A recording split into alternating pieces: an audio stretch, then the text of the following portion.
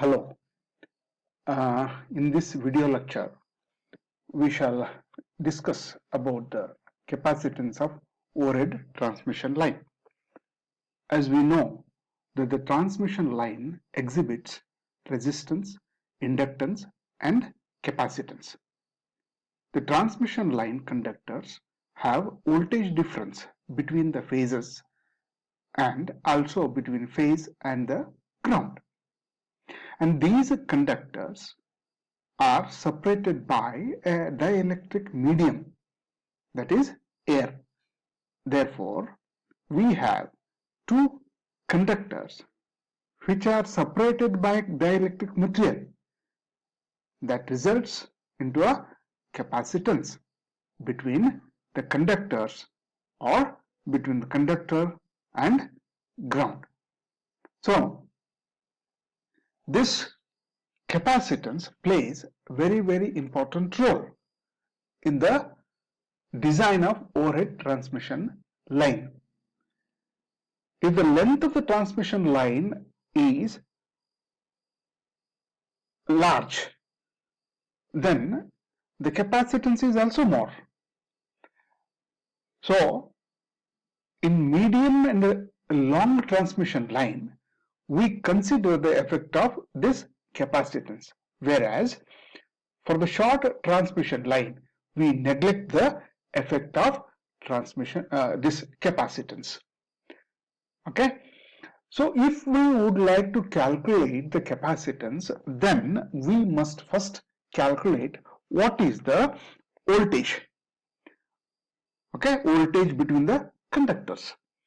Then if we want to calculate the voltage between the conductors, then we have to calculate what is the electric field strength.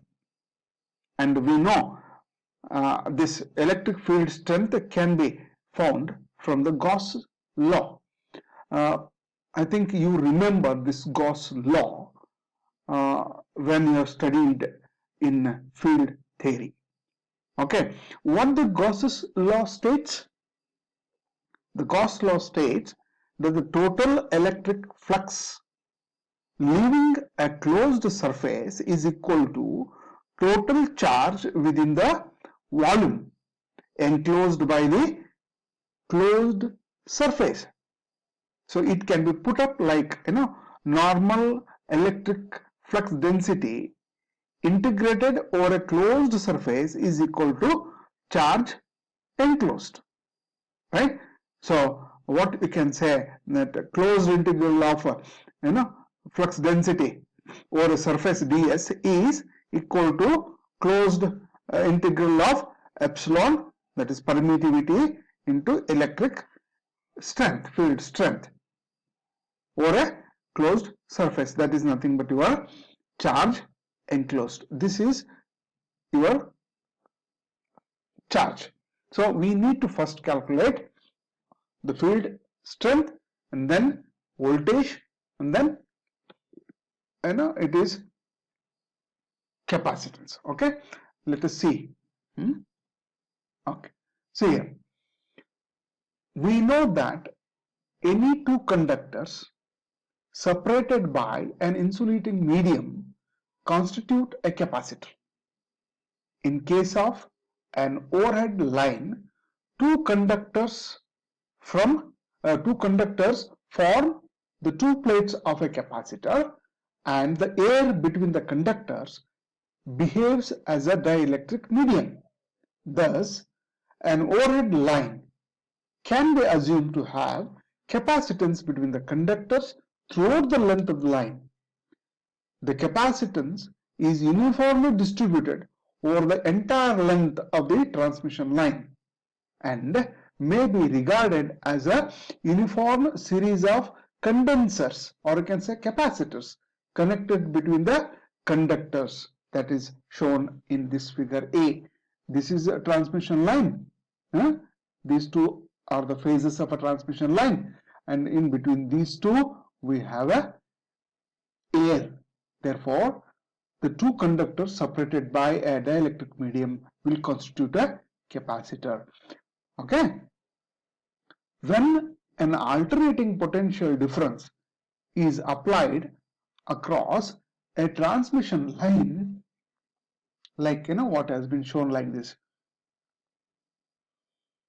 AC voltage is applied between two transmission conductors.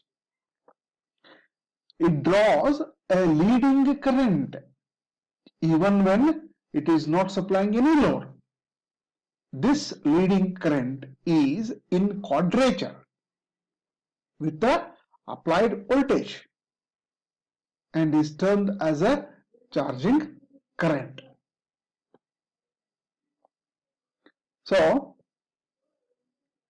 it must be noted that the charging current is due to the capacitive effect between the conductors of the line and is not in any way dependent on the load. The strength of the charging current depends upon the voltage of the transmission, the capacitance of the line, and the frequency of the AC supply, and is given by the expression charging current IC is equal to 2FCV, where F is the frequency of the supply, C is the capacitance of the line, and V is the transmission line voltage.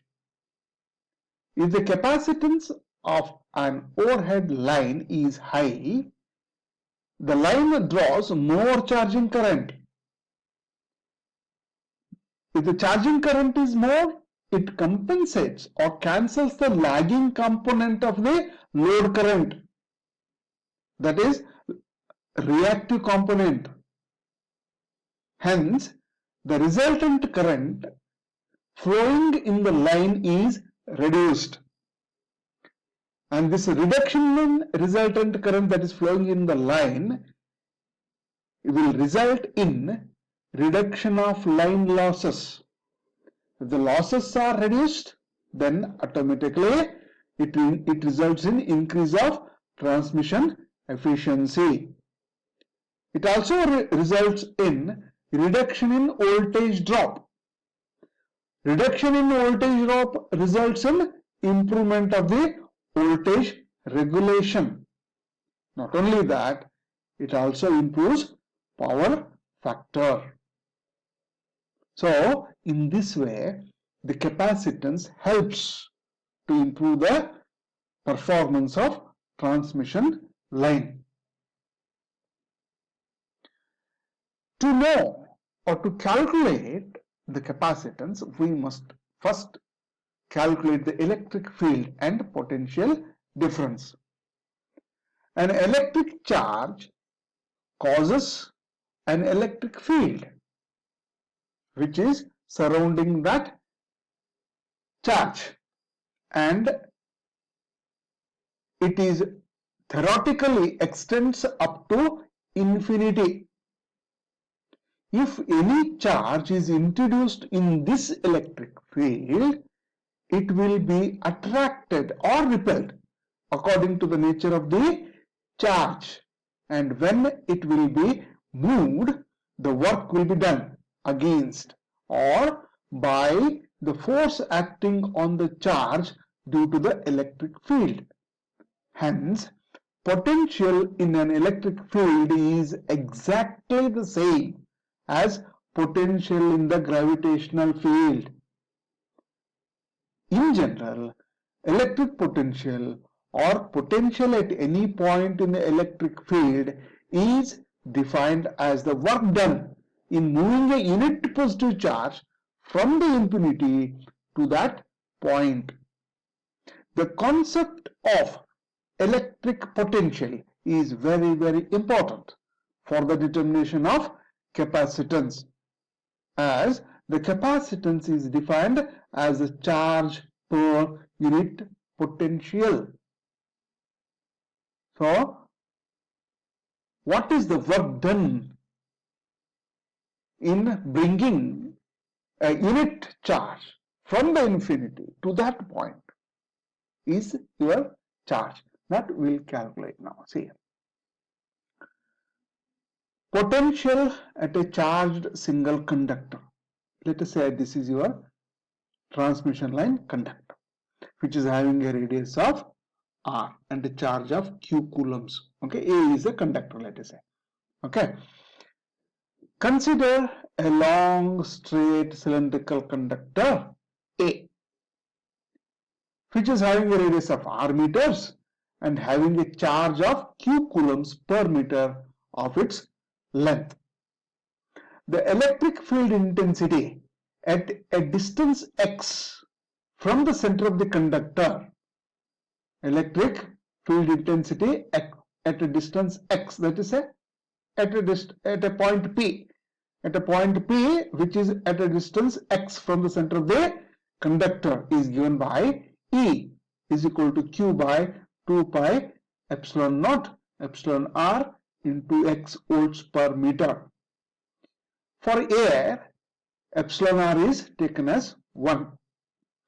Now, the electric field intensity E is equal to Q by 2 pi epsilon x volts per meter, where Q is a charge in coulombs. The potential difference between the conductor A and infinity distant neutral plane, a plane where E and therefore potential is 0, will be equal to work done in bringing a unit positive charge against E from infinity to conductor surface. That is, conductor surface is r, right? It is at a distance r from the center, that is radius of the conductor. So from infinity you have to integrate from r to infinity. Okay, it is given as VA. This is what is this VA? It is the potential difference between the conductor A and infinity point, which is equal to integration of r to infinity q by 2 pi epsilon naught into x into dx, which we can write it as q by 2 pi epsilon naught is taken out and integration of r to infinity dx by x. This is the potential difference. Okay, this equation is very, very important. Please note very carefully this equation. Okay, in the next video lecture we will discuss in detail about the capacitance. We will discuss in the next video lecture. By taking this as a reference, we shall find out what is the capacitance of a single phase 2-wire transmission line. Okay, thank you.